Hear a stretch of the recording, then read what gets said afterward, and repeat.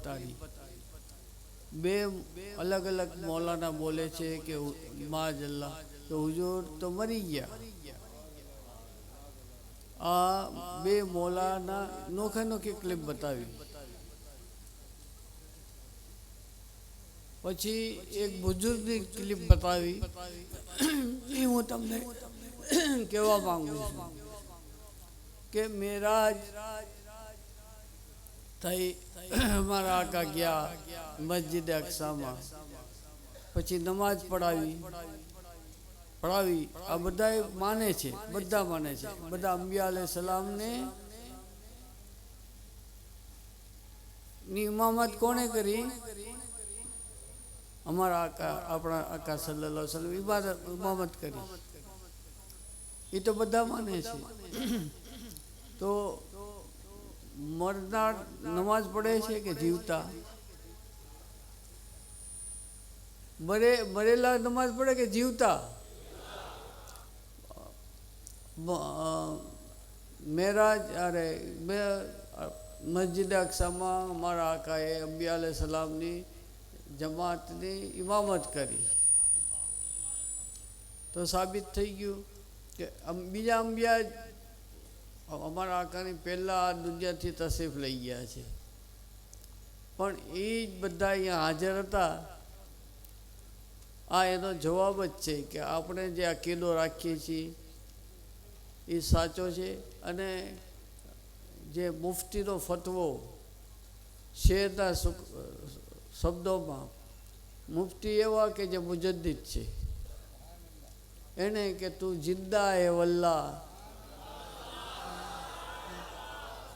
तू जिंदा है वल्लाह, मेरी चस्बे आलम से छुप जाने वाले.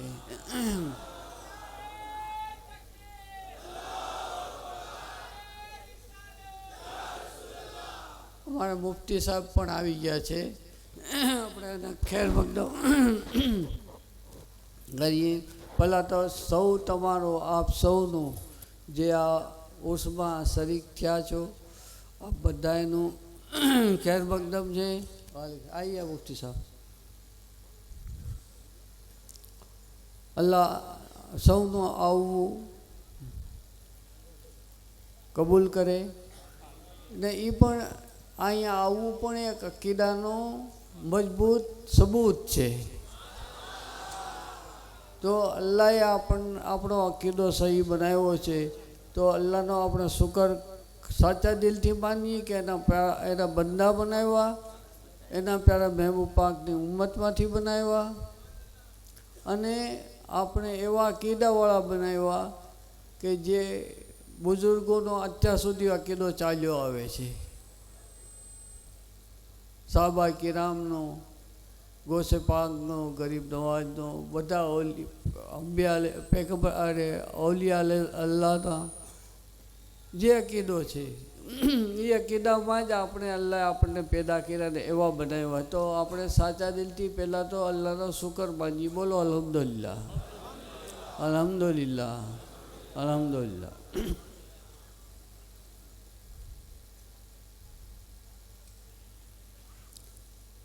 અકીદો થઈ ગયો. પછી આપણે અમલ છે આપણો. આપણે અમલ અસલ શું છે? ઇસ્લામની 5 બુનિયાદ છે. અકીદામાં પહેલાં તો અલ્લાહને વાહદહુ લા શરીક માનવો છે, હુજૂરને આપણા પ્યારા રસૂલ માનવા છે. એ તો આપણે માનીએ, અલ્લાહનું શુકર. હવે આપણો 4 પાયો છે, ઇસ્લામના પાયા છે. એની ઉપર પણ અમલ આપણે, એ આપણો મહત્ત્વનું છે, જિંદગીના મહત્ત્વના અમલ છે. એની વગર જિંદગી બેસૂરી છે, નકામી છે. તો આપણે નમાજની પાબંદી પણ બધાએ કરવાની છે. 5 ટાઈમ નમાજ અલ્લાહ આપણને તૌફીક આપે કે નમાજ પાબંદીની સાથે અદા કરીએ.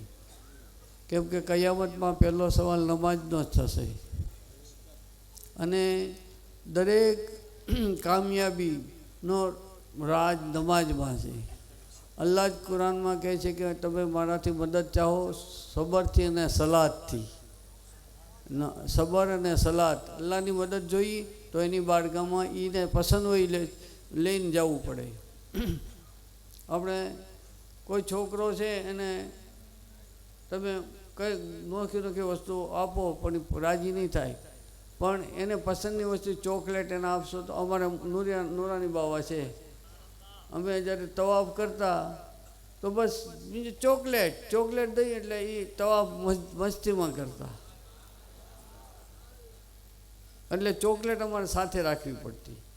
ચોકલેટ દઈએ એટલે તવાફમાં પછી અલ્લાહ અલ્લાહ બોલે ને, તવાફે કરે ને, ઇસ્તલામે કરે ને, બહુ મજા આવતી.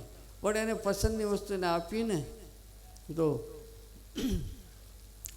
અલ્લાહની પસંદની વસ્તુ શું છે? અલ્લાહ કહે કે મારી મદદ જોઈએ છે તો તમે સલાત અને નમાઝથી મારી મદદ માંગો.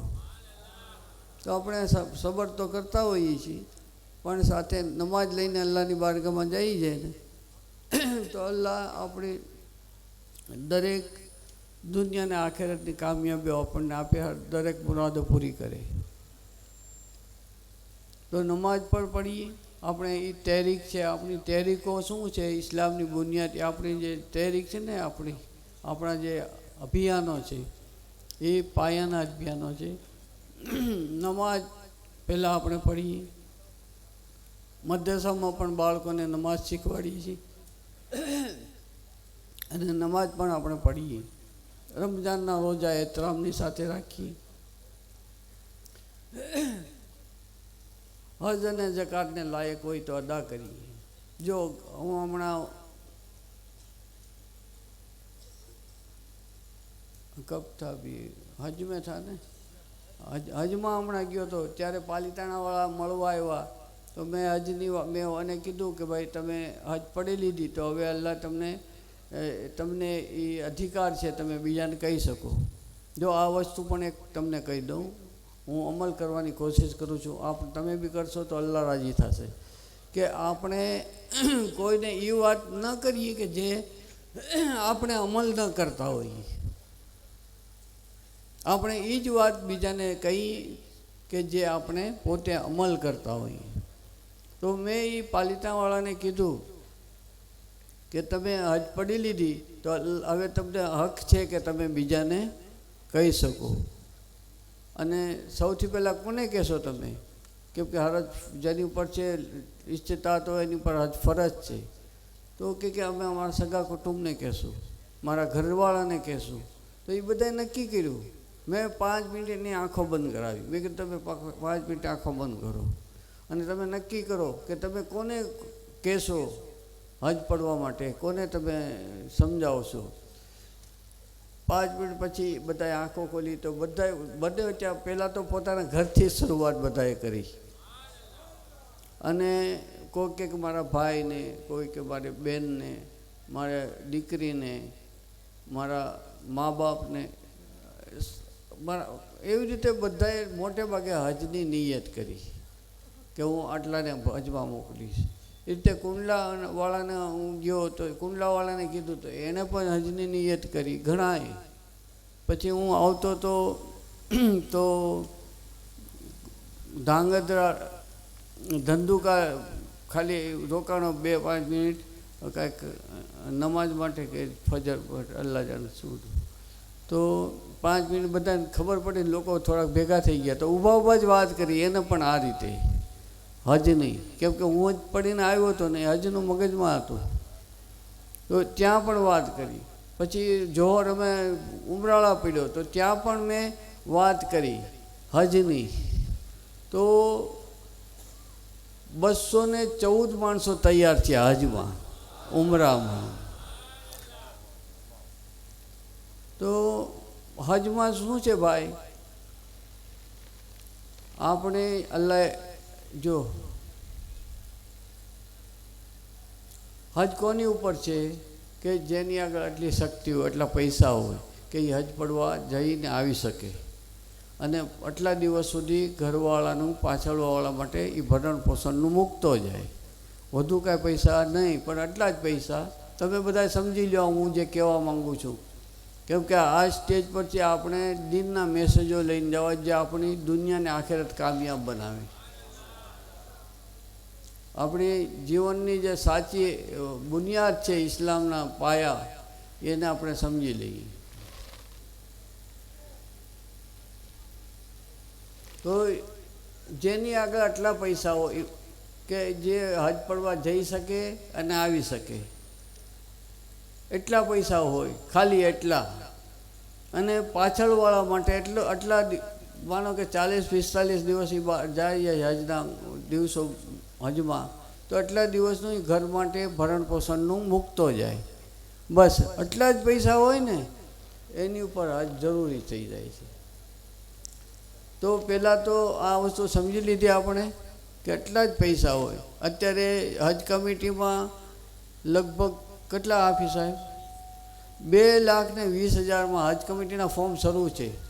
તો જેની આગળ 2,20,000 અથવા સમજો ને કે 2,40,000 હોય, પાછળ મૂકતા જાય ને 20,000 રૂપિયા, તો 2,40,000 હોય એની ઉપર હજ કમિટીના ફોર્મ ભરવા જરૂરી છે. એટલે જે હજ એની ઉપર જરૂરી હતી, પછી જિંદગીભર એની ઉપર હજ જરૂરી બની ગઈ. એટલે માણસોએ જેની ઉપર 2,40,000 કમસે કમ છે એને આ વર્ષે ફોર્મ ભરી દેવું જોઈએ. અને અત્યાર સુધી જેણે ન ભર્યા હોય એ સાચા દિલથી અલ્લાહની બારગાહમાં તોબા કરી લે. હજમાં એવું પણ નથી કે મા બાપે હજ નથી કરી તો મારે ન કરાય, મોટા ભાઈ બહેનોએ હજ ન કરી તો મારે નથી કરી ન કરાય, મારી આગળ એકના જ જવાના પૈસા છે, વધુ પૈસા મારી ઘરવાળીના પૈસા તો થયા નથી તો મારે ન કરાય, એવું નથી. જેને એકને પણ પૈસા આવી ગયા તો એકે જવું જોઈએ. મા બાપની રજા લઈ લે, ભાઈઓની રજા લઈ લે, ઘરવાળીની, પણ હજ એ જ વર્ષે પડવી જરૂરી છે. કેમ કે અલ્લાહે પૈસા એટલા માટે સૌથી પહેલાં શું કામ આપ્યા છે કે તું હજ પડ, હજ પડ. તો આપણે હજથી પૈસા, બીજું એક એ સમજી લઈએ કે હજથી પૈસા ઓછા નથી થતા. કેમ કે અલ્લાહની રાહમાં અહીંયા આપણે એક ખર્ચીએ તો કમસે કમ અલ્લાહ 10 ગણા દે છે, કમસે કમ. તો એ તો અહીંયા ખર્ચવા છે. કેટલા પૈસા અલ્લાહ પાછો દે છે. હજ પડવા જવાવાળો કોઈ દિવસ મુફલિસ થતો નથી, ગરીબ થતો નથી. અલ્લાહ ખૂબ રોજી આપે છે. એટલે હજ પડવાની નિયત સાચા દિલથી આપણે કરી લઈએ આજે, એમાં જ આપણી ભલાઈ છે, એમાં જ ભલાઈ છે.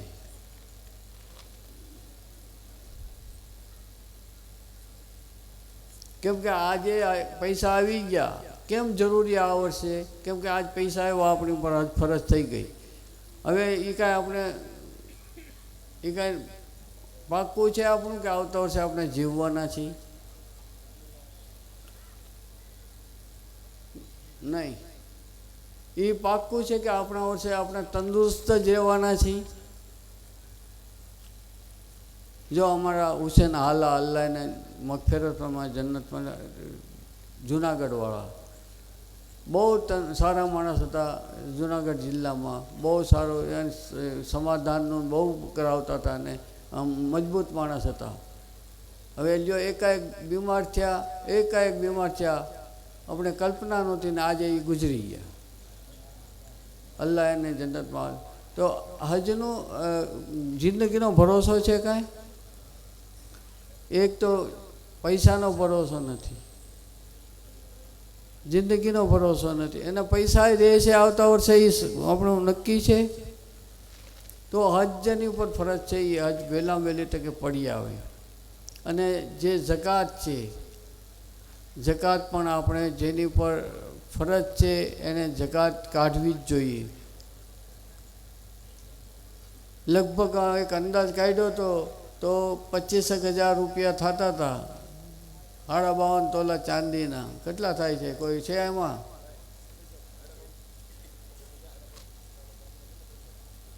અંદાજે તો 25,000 અથવા એનાથી વધુ પૈસા છે.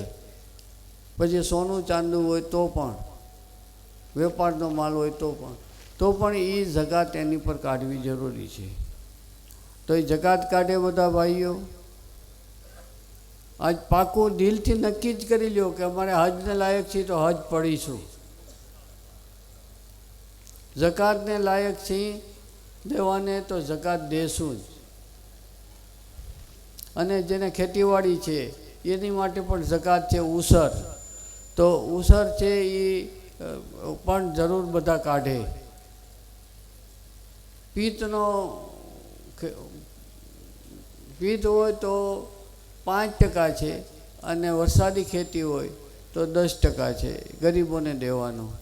તો જેને ઉસર છે, જેની ખેતી છે એ પણ આજે નિયત કરી લે, કેમ કે ઉસર પણ ફરજ છે તો એ પણ કાઢે.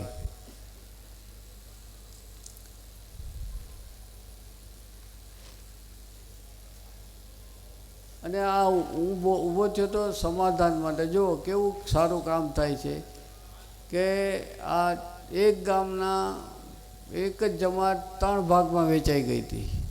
આજ બધાએ મહેનત કરી તો બધા એક થઈ ગયા. આ એ ગામમાં કેટલું પ્રેમ થઈ ગયો બધાને. એ રીતે જમાતો નોખી હતી. એ રીતે બીજું ગામ, કયું ગામ? રસુલપરા. રસુલપરામાં 4 જમાતો હતી. એક સંધીની, મીરની, એક ઓલા મકરાણી અને બાદશાહ, સીધી બાદશાહ. 4 જમાતો હતી રસુલપરામાં, ગીરમાં. ને એના પછી એવું કે એક જણો બીજી જમાતમાં કંઈ મરણમાં જાય ને તોય 5000 રૂપિયા દંડ. મોત મરણમાં તો ઇસ્લામનો કાનૂન છે કે મૈયતમાં જાઓ, કોઈ પણ હોય ને, ખાલી કલમા પડવાવાળો, આપણો જાણતા નહોતો દી, પણ એ જમાતનો એવો કાનૂન બનાવ્યો હતો 5000 રૂપિયા. પણ અલ્લાહ બધાને મોહબ્બત દે કે હાફિઝ સાહેબને, હાફિઝ અકબર ને હાફિઝ સાદિક સાહેબને ગયા તો એ લોકોને સમજાવ્યા તો અલ્લાહ એના દિલોમાં વાત નાખી તો આ બધા ભેગા થઈ ગયા. અને ત્યાં એક 60 વર્ષથી ગામ વસ્યું હતું. 60 વર્ષથી અલ્લાહનું નામ અવાજ નહોતો આવ્યો, અજાનનો. એ ત્યાં મસ્જિદનો એ જ વખતે એ લોકોની સાથે પ્લોટ લીધો અને આજે ત્યાં એ કામ થઈ રહ્યું છે. તો જ્યાં જ્યાં જમાતોમાં મનદુખ હોય એ ભેગા કરવાનો પ્રયત્ન કરે. અને આ તો થોડાક નામ હાફિઝ સાહેબે લીધા, ફોન નંબર લીધા, થોડા નામ બોલ્યા જમાતના સમાધાન કમિટીના. મોટી કમિટી છે, ઘણા બધા નામો છે. ગામમાં ને બહાર ગામના ઘણા આપણા સાથીદારો છે જે સમાધાનો કરાવે છે. ગામની પણ કમિટી સારી મોટી છે, બહાર ગામની પણ છે. તો એવું કાંઈ હોય તો તમે પ્રયત્ન કરો અને સમાધાનો કરાવો. જો આ ઉર્સ એ જ છે કે કાંઈક આપણે આપણી જિંદગી બનાવી લઈએ. તો જેને ક્યાંય એવું મન દુઃખ હોય, સમાધાનો ન થતા હોય તો તમે મહેનત કરો. અને મહેનત કરશો તો અલ્લાહ કહે છે કે જે સમાધાન કરાવે છે તો એ અલ્લાહ એને જન્નત અતા કરે છે. તો એ પણ કોશિશ કરીએ.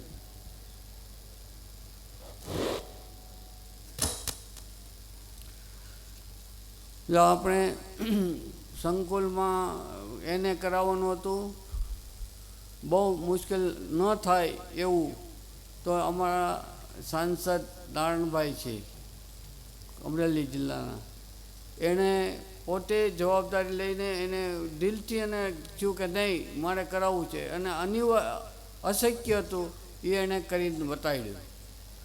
એ રીતે પાણીનો બહુ સવાલ હતો, બહુ તકલીફ હતી. 4 બોર કરાવ્યા હતા, 2 મોટા કૂવા આપણે સંકુલમાં કરાવ્યા.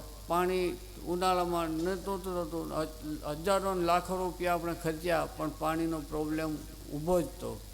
પણ એ જ નારણભાઈ આવ્યા તો એણે પાછું જવાબદારી લીધી કે હું ગમે એમ કરીને પાણી લાવું છું.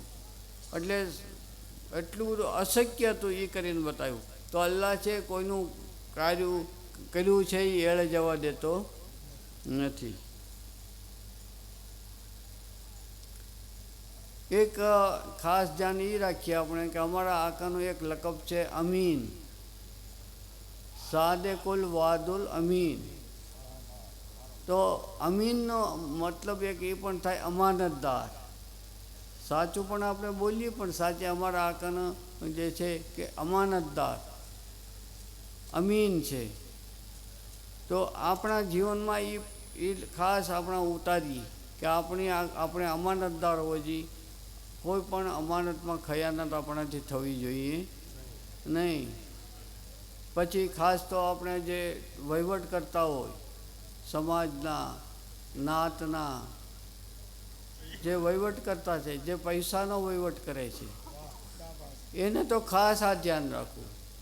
એક પણ પૈસો, એક નયો પૈસો પણ આપણા હાથે એનો દુર્વ્યવહાર થવો જોઈએ એ ખાસ ધ્યાન રાખવું. અને જે અમાનતદાર છે અલ્લાહની એની ઉપર બહુ રહેમત હોય છે. એટલે એ ખાસ જ્યારે આપણા વહીવટ કરતા હોય છે એનું ખાસ ધ્યાન રાખે. આપણે વૃક્ષો પણ વાવીએ આપણા, કેમ કે એક વખત અમારા આકા નીકળ્યા તો બે કબર પર ઝાડના ખજૂરના 2 તીરખી મૂકી દીધી. તો પૂછ્યું સાહેબે કે આ શું? તો કે આમાં અજાબ થતો હતો, આ કબર ઉપર અજાબ થતો હતો. તો મેં આ તીરખી મૂકી છે. તો એ તીરખી એ જે પડે પાન છે એ અલ્લાહનું જિકર કરે છે. તો જ્યાં સુધી રહેશે જિકર કરશે ત્યાં સુધી આના અજાબ પર તકલીફ થશે. તો જો થોડા પાન અજાબને રોકતા હોય તો આપણે ઝાડ વાવીએ તો કેટલા પાન હશે? હવે એ કેટલો જિકર કરશે? તો એ આપણા નામા અમલમાં કેટલો સવાબ મળશે, કેટલા પંખીઓ એની ઉપર બેસશે, કેટલો વૃક્ષનો છાંયો મળશે, ઓક્સિજન મળશે, વરસાદ આવશે, કેટલા કામો થશે. અમારા અલ્લાહમાં મુફક્કર ઇસ્લામ તો હમણાં આજે બોલ્યા હતા, પહેલાં બોલ્યા કે અમારા આકાએ ફરમાયું કે અગર કોઈની આગળ આટલી જ જિંદગી છે કે એક ઝાડ વાવી શકે, વૃક્ષ વાવી શકે, તો એને મરતા પહેલાં એક જિંદગી આટલી જ છે નાની, તો પણ એ વૃક્ષ પહેલાં વાવી દે. કેટલું મોટી વાત છે. એટલે વૃક્ષારોપણ જેને આપણે કાંઈક ને કાંઈક જે હોય તો કરીએ, જરૂર કરીએ. અમે બધા આવ્યા, બસ અલ્લાહ તમને ખુશ રાખે, આબાદ રાખે. પણ આખેરતની તૈયારીમાં આપણે લાગી જઈએ એ જ આપણા માટે કામનું છે. આ માલ મિલકત ધન દોલત હગા કુટુંબ આપણા છે, બધા આપણા છે, બધા આપણને ચાહે છે, પણ ક્યાં સુધી આપણે સાથ દેશે, ક્યાં સુધી આપણનો સાથ દેશે? જ્યાં સુધી આપણી આંખો ખુલ્લી છે. આંખ બંધ થઈ તો બધા કબર ઉપરના સાથી છે, અંદર કોઈ સાથ રહેવાનું નથી. તો એ અંદર જે લઈને જવાનું છે ને એ લઈને જઈ, એની તૈયારી રોજ ભેગી કરવા માંડીએ, નેકીઓ તૈયાર કરી લઈએ, એમાં જ આપણે લાગી જઈએ, એમાં આપણી ભલાઈ છે. અલ્લાહ દુઆ કરો, અલ્લાહ મને આપણને બધાને તોફીક આપે કે એની ખુશીવાળી જિંદગી આપે, એના પહેલાં મહેબૂબ પાકની તરીકાવાળી જિંદગી આપણે ઈમાનને કામિલી સાથે જિંદગી આપે, ભલાઈની જિંદગી. બીજાનું હંમેશા ભલાઈ ઈચ્છી અને बुराई अल्लाह बचावे, नेकियों करावे। अस्सलाम वालेकुम। वाह सुभान अल्लाह, बहुत ही अच्छी बात। और